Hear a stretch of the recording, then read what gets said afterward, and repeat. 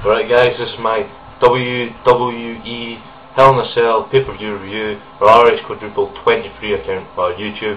The first match of the night was CM Punk against The Undertaker, and this was actually a pretty poor match in my opinion. The Undertaker came out, slammed the door shut, beat the shit out of Punk, and Tombstone won the match. The crowd weren't good, the commentating wasn't good, it was predictable, it was boring. I was very surprised to see this match first. It was short, it wasn't good at all, it was nothing that I was expected to be. It was really poor in my opinion. So I'm going to have to give it 1.5 stars, simply because, you know, I was expecting a 3-4 star match out of these two guys. It wasn't impressive at all. The Undertaker is obviously injured or something. There has to be something wrong with him. I think Punk is maybe injured as well. Punk looked like he was sort of limping when he was doing his entrance as well, and The Undertaker was obviously limping towards the end, but you'd expect that after a match obviously, but you know, Punk was limping beforehand, so I don't know what's going on there. 1.5 stars. Next match was the Intercontinental Championship between John Morrison and Dolph Ziggler. John Morrison won the match with a Starship Pain on Dolph Ziggler. Dolph Ziggler was never going to kick out of that. The match started off pretty weak, actually. It was all on the mat, you know, them just sort of hugging each other. You know, we try to make each other, you know, submit, I think, you know, just with the submission maneuvers on the mat. It was pretty slow, it was pretty boring. Then it picked up towards the end, you know, good moves from Morrison, good moves from Ziggler. It was pretty decent. It was a decent match. I'd give it 2 stars. It was certainly better than Undertaker and Punk anyway, but I was still expecting way more for this match. It wasn't very good at all. Just because, you know, John Morrison and Dolph Ziggler are two upcoming guys, and it started off too slow to be a good match, a really good match. 2 stars. The next match was the women's title, Alicia Fox and Mickie James. Mickie James won, DDT I think, and you know, it was sort of a crappy move. I think she fucked up a wee bit and actually hurt Alicia Fox, but who cares. 1 star. Next match was the unified tag team titles between Rey Mysterio and Batista and Chris Jericho and the Big Show. This was one of the better matches of the night. I'd give it 2.5 stars. You know, there's some good portions of the match. Mainly the Big Show was actually involved in most of them though. I was actually really surprised that I found the Big Show more entertaining than Chris Jericho in this match. Big Show and Rey Mysterio with the whole David versus, you know, Goliath sort of thing going on. You know, the big guy against the wee guy, and you know, the Big Show sort of beat the shit out of him a wee bit, and that was pretty funny because I didn't really like Rey Mysterio. And you know, then towards the end, Rey Mysterio was going for the 619, and then he hit it, and he went for the, you know, the sort of body slam thing he does off the top rope, and the Big Show knocked him out in mid-air with a punch like he's done it the last couple of pay-per-views, and I actually like that ending. It's pretty good.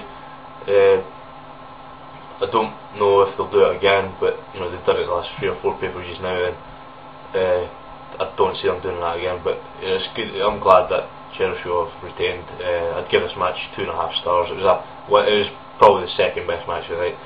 The next match was probably the best match of the night, and that was Randy Orton against John Cena for the WWE title. You know, this was a very good match. John Cena, it wasn't so much a wrestling match, because if you've got John Cena in the match, it's not a wrestling match, it's more a Randy Orton beating the shit out of Cena, and then Cena sort of coming back at him with his 4 moves that he has. You know, and then but Randy Orton won this match. You know, he beat the shit out of Cena for a while. At one time it looked like Cena was going to win, but then, you know, Randy Orton, you know, he was locked in the STF, and he actually tapped. But the referee was knocked out outside the ring at the time, and you know, it didn't stand really. And then Orton sort of got Cena locked in towards the ropes, and you know, with his arms, and choked him and made him pass out.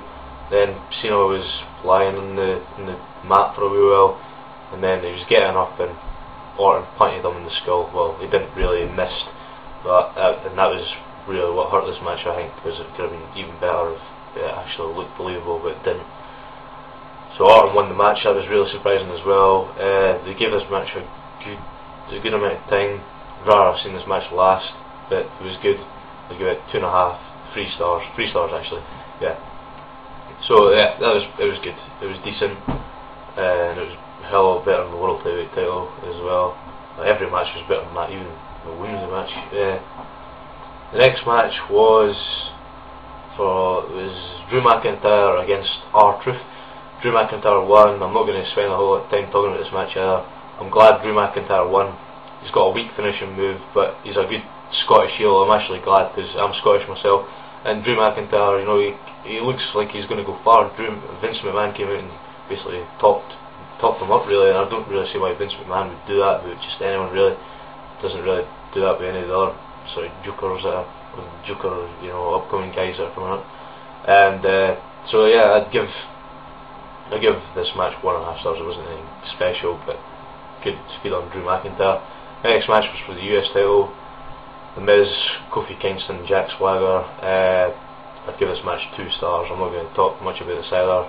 Don't have the time, but basically, you know, Kofi Kingston's long title run continues, which is quite surprising because I thought they were going to, you know, when he first won this title, I thought they were going to give it to some, like, I just thought, you know, here comes some joker, you know, he's going to drop this title, like someone stupid like Mike Knox. But at the end of the day, Mike Knox is on SmackDown, so yeah, so Kofi retained, and the Miz he was getting powerbombed by Jack Swagger, and then, you know, he was about to go for the pin on the Miz, and Jack Swagger was about to go for the pin on the Miz, and then Kofi Kingston hit the Trouble in Paradise and won the match. So that was it was okay. We got 2 stars. And then the next match was Legacy against DX. Legacy lost. They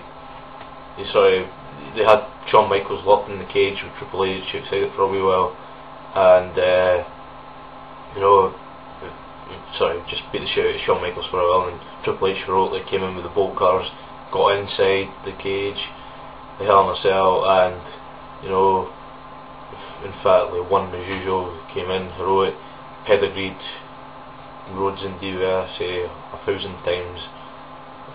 Then they locked DiBiase out. Then, you know, you got the pinfall on Cody Rhodes.